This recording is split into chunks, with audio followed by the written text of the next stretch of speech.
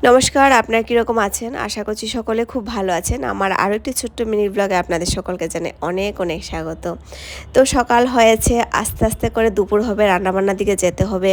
সবজিটা আমি কি করি, আগের দিনই কেটে টেটে রাখি। মাঝখান দিয়ে করতাম, কিন্তু আবার সেটা বন্ধ হয়ে গেছে। তো বন্ধ হয়ে যাওয়াতে এখন বর্দিয়ার সাথে আবার কি করি, সন্ধ্যার সময় বসে চাটা খেয়ে একটা জমি আড্ডা দিই দুই বোন মিলে। তখন আমি এক হাতে কী করি, সবজিটা বানিয়ে রেখে দিই পরের দিনের জন্য। কখনো ভাবি জানেন তো 3 পদ রান্না করবো, কিন্তু সেটা আর হয়ে ওঠে না। এই যে 2 পদ রান্না করি, আমার শেষ করতে হয়। এই ঠাকুর দিয়ে এসে রান্নাটা করি, তো সেই জন্য একটু লেট হয়ে যায়। তো এখন আর সেটা হয় না, যেহেতু আগের দিন কেটে রাখি। আর একটা মনের মতো সবজিও বানানো যায় যদি একটু কেটে রাখি, তা না হলে ওই যে সময়টা নষ্ট হয়ে যায়। আর ইচ্ছে মাঝখান দিয়ে তো আমার এরকম একটা অভ্যাস হয়েছে, মানে সময় থাকলেও আমার আর কাটার ইচ্ছে করতো না। তো দেখি সেটা আবার কতদিন ধরে রাখা যায়। আর এদিকে ভাবলাম সন্ধ্যার সময় একটু শিমলা মরিচ দিয়ে, ক্রন দিয়ে, পনির দিয়ে একটু ভুজিয়া বানাবো, তাহলে বাটিতে করে আমরা সবাই মিলে খাবো। আর 100 গ্রাম শিমলা মরিচ প্রতিদিন এমনিতে খাওয়া হয় না। তো গতদিন সবজি বানিয়েছি, প্রতিদিনই বিভিন্নভাবে বানাই, তো আজকে ভাবলাম এইভাবে বানাই। রোল দিয়ে খাওয়া হয়েছে, তো রোলটা যদি এখন বানাই তাহলে গন্ডগোল পাকিয়ে যাবে, রাতে আর ভাত খাওয়া হবে না।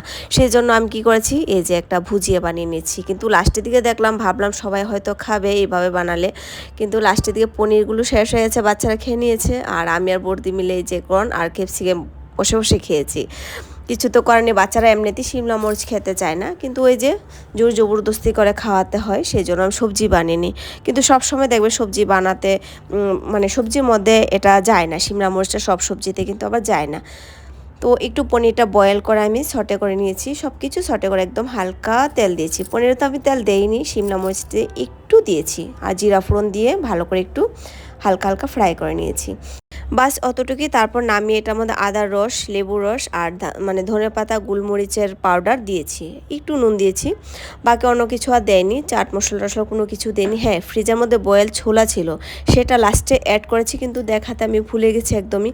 আর আমার মনেও ছিল না, লাস্টের দিকে বর্দি মনে করেছে যে ফ্রিজে ছোলা আছে, সেটা অ্যাড করলাম। ভালোই লেগেছে, কিন্তু ওই আমাদের এখানের মতো যে একটা বানানি হয় সেটা আর হলো না। তো সেটা কোথা থেকে হবে, এটা মানে রেসিপিটা টোটালি অন্যরকম। তো যাই হোক, জানি না আপনাদের কাছে এই রেসিপিটা কীরকম লাগবে।